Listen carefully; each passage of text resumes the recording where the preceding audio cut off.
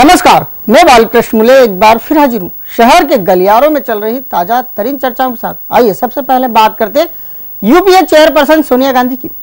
UPA की chairperson Sonia Gandhi और शहर के दबंग विधायक रमेश मेंदोला के बीच भी क्या कोई राजनीतिक समानताएं आंकी जा सकती है?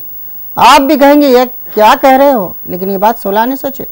मैडम सोनिया का जो रोल देश के सर्वोच्च सदन में होता है, कमोवेश वही रोल दादा दयालु यानी विधायक रमेश मेंदोला सबसे निचले सदन में करते कई बार देखे गए हैं। सोनिया मैडम जिस तरह से लोकसभा में अपनी मर्जी की मालकिन कही जाती है, उसी तरह दादा भी निगम में अपने मनमाफिक कार्रवाई करवाते हैं, वो भी मौन रहकर। मानते हैं ना, है ना समानताएं? लोकतंत्र के सर्वोच्च सदन लोकसभा में नेता प्रतिपक्ष सुषमा स्वराज ने कहा कि संसद की कार्यवाही में यूपीए की चेयरपर्सन कांग्रेसी सांसदों को उपद्रव के लिए उकसाती है ताकि कार्रवाई ठप हो जाए और विपक्ष को बोलने का मौका ही न मिले। यही हालात कमोबेश लोकतंत्र के सबसे निचले सदन यानी इंदौर नगर निगम में है, जहां अक्सर विधायक रमेश मेंदोला मौन रहकर ऐसा कारनामा कर जाते हैं। वे भी मैडम सोनिया के अंदाज में अपने पार्षदों को उकसाते हैं और विपक्ष को बोलने का कोई मौका ही नहीं देते। मैडम सोनिया ने ताजा उदाहरण पेश किया तो विपक्ष की नेता सुषमा स्वराज ने कई बातें जग जाहिर कर दी। यहाँ तक कहा गया कि किसे कितनी देर बोलने देना है, ये बात भी मैडम ही इशारों में तय करती है और सीधे लोकसभा अध्यक्ष मीरा कुमार से हस्तक्षेप करवा बैठती हैं। जब से सोनिया पर सदन के संचालन का आरोप सुषमा जी ने लगाया है, निगम के गलियारों में सभी को दादा याद आ रहे हैं। सत्ताधारी हो या फिर विपक्षी, सभी एक ही बात कह रहे हैं और वो ये कि सोनिया जी सा काम तो हमारे यहाँ दादा दयालु का है। पिछले दिनों जब बजट बैठक हुई तो दादा दयालु की नजरें सभापति राजेंद्र राठौर पर ऐसे टिकी रही कि जैसे वो सभापति का मार्गदर्शन कर रहे हो। दादा ने जब चाहा तब हंगामा हुआ। दादा ने वही किया जो सोनिया मैडम ने सुषमा जी के वक्तव्य के दौरान किया था। इन्हीं सभी बातों को लेकर दादा और सोनिया जी के बीच जब समानताएं तलाशी गई तो ढेर सारी समानताएं सामने आने लगी। कहा जा रहा है कि दादा मौन रहते हैं तो सोनिया भी कहाँ कुछ बोलती हैं। लोग कहते हैं कि दादा मीडिया से मुखातिब नहीं होते तो मैडम भी कहाँ प्रेस ब्रीफिंग करती हैं। दादा दयालु हैं तो मैडम भी कृपालु हैं। दादा पद की चिंता नहीं करते तो मैडम भी प्रधानमंत्री पद को ठुकरा कर बैठी हैं। अब बताइए कितनी समानताएं गिनवाएं हम आपको मैडम सोनिया और दादा दयालु में। अब तो मान गए होंगे आप भी, हमारे दादा दयालु और मैडम सोनिया में है ना समानताएं। कांग्रेस महासचिव दिग्विजय सिंह अपनी मन की बात जल्दी ही जुबान पर ले आए। राजा की लोकसभा चुनाव लड़ने की बात पहले से राजनीतिक गलियारों में है और राजा ने अब अपनी इच्छा भी जाहिर कर दी है। राजा ने मन की बात कर सीधे सीधे उस युवा तुर्क को रास्ता दिया है जिसकी चर्चा पहले से गलियारों में होती रही है। मतलब राजा ये सब बातें बोल सीधे सीधे अपने महाराज यानी ज्योतिरादित्य सिंधिया को रास्ता दे रहे हैं, जिसकी चर्चा इन दिनों दिल्ली से लेकर पूरे प्रदेश के गलियारों में की जा रही है। राजा आते हैं, माहौल बनाते हैं, सुर्खियां बटोरते हैं और पतली गली देखकर निकल जाते हैं। राजा दिग्विजय सिंह आए, उज्जैन गए, उज्जैन से लौटे महू पहुंचे और राऊ आ गए। राजा ने महू में प्रदेश के उद्योग मंत्री कैलाश विजयवर्गीय की जमीन खिसकाई। उनके चेले जीतू जिराती को टेंशन दिया और निकल गए। राजा आए तो कांग्रेस के हरल्ले विधायक अंतर सिंह दरबार और जीतू पटवारी दोनों की पीठ पर हाथ रखकर रवाना हो गए। राजा इस बार महू गए तो कैलाश विजयवर्गीय के खिलाफ उतना बोले जितना विधानसभा चुनाव के दौरान भी नहीं बोले थे। राजनीतिक गलियारों में राजा और प्रदेश के मंत्री विजयवर्गीय के बीच पक्की दोस्ती की खबरें उड़ती रहती है, लेकिन राजा अब मंत्री जी के खिलाफ जमकर बोलने लगे हैं। अब की बार आए राजा अपने ही शिष्य को उस्ताद बना बैठे। राजा इन सब हल्की फुल्की बातों के बीच एक गंभीर बात बोल गए कि वो विधानसभा चुनाव नहीं लड़ेंगे। राजा की ये बात सभी को पसंद आई। राजनीतिक गलियारों में इस बात पर चर्चा हो इससे पहले राजा ने ये भी कह दिया कि वो लोकसभा चुनाव जरूर लड़ेंगे।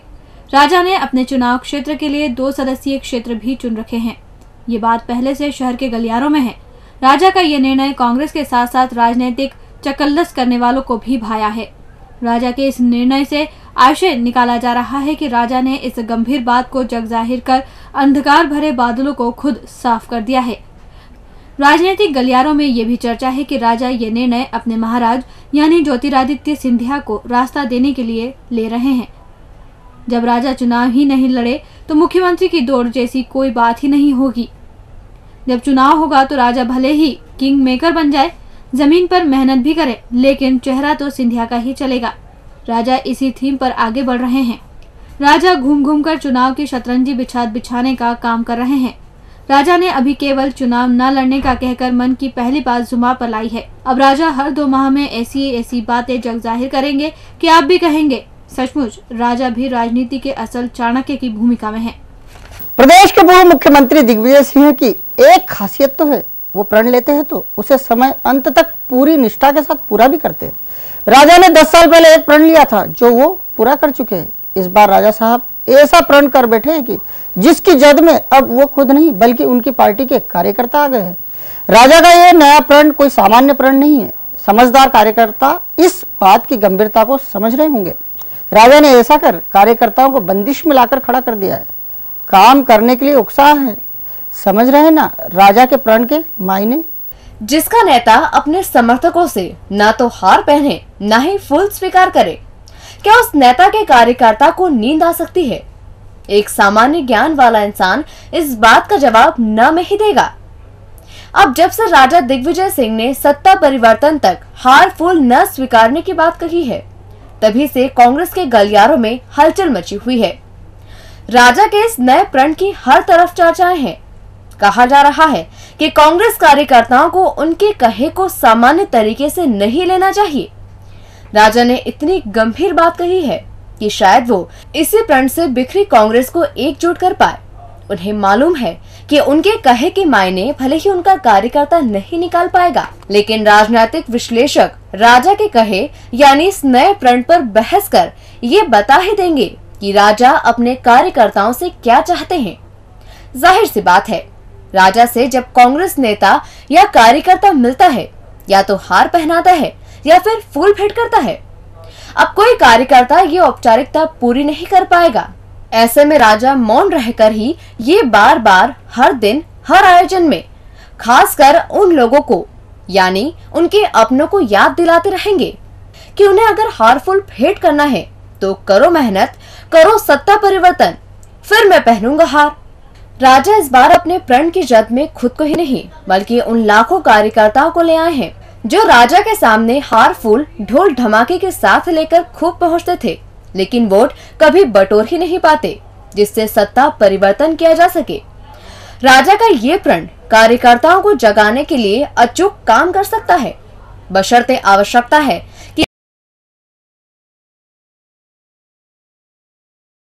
कि कांग्रेसी अपने राजा की इस मंशा को समझ गए तो फिर सत्ता परिवर्तन निश्चित है। और अंत में बात करते हैं फिर भोले बाबा की।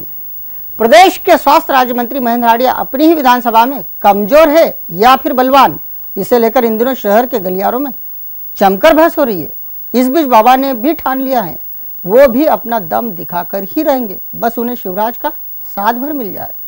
विकास विरोधी बाबा के नाम से प्रचारित हो चुके प्रदेश के स्वास्थ्य राज्य मंत्री महेंद्र हांडिया एक बार फिर चुनावी समर में कूदने से पहले अपने आप को वार्म अप करने के मूड में आ गए हैं।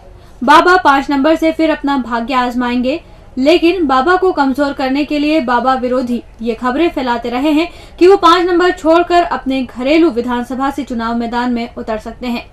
चर्चावीर बाबा को लगातार 3 नंबर में धकेलने की कोशिश कर रहे हैं, जबकि बाबा अब अपनी विधानसभा यानी क्षेत्र क्रमांक 5 में सक्रिय हो चले हैं। बाबा 10 दिन बाद यानी 11 मई को मुख्यमंत्री शिवराज सिंह की मौजूदगी में बड़ा जलसा करने जा रहे हैं। बाबा इसी जलसे में अपना दम दिखाएंगे, साथ ही ये भी बता देंगे कि कितने ही कंबल बांट दो, स्वेटर बांट दो, लेकिन क्षेत्र का विकास तो उन्होंने ही किया है और वही आगे भी करते रहेंगे। बाबा इलाके के कई विकास कार्यों का मुख्यमंत्री शिवराज सिंह के हाथों लोकार्पण कराएंगे तो कई विकास कार्यों का भूमि पूजन कर फिर मतदाताओं का विश्वास अर्जित करने की दिशा में अपने कदम बढ़ाएंगे। बाबा के इस आयोजन को 4 साला कंपाइल प्रोग्राम कहा जा रहा है। इसमें बाबा के किए गए कामों की बानगी देखने को मिलेगी। हालांकि बाबा विरोधी अभी चुप नहीं है, वो तो कह रहे हैं कि बाबा के जलसे में कुछ भी नया नहीं है। बाबा उन्हीं कामों को बार बार दोहराते रहते हैं जिनके भरोसे बाबा पहले से जमकर सुर्खियां बटोर चुके हैं और एक बार फिर मैदान में है। डीजी न्यूज के खास कार्यक्रम गलियारों से को आप यूट्यूब पर भी देख सकते हैं। गलियारों से के आज के अंक में फिलहाल इतना ही। ताजा खबरों के लिए आप देखते रहिए डीजी न्यूज।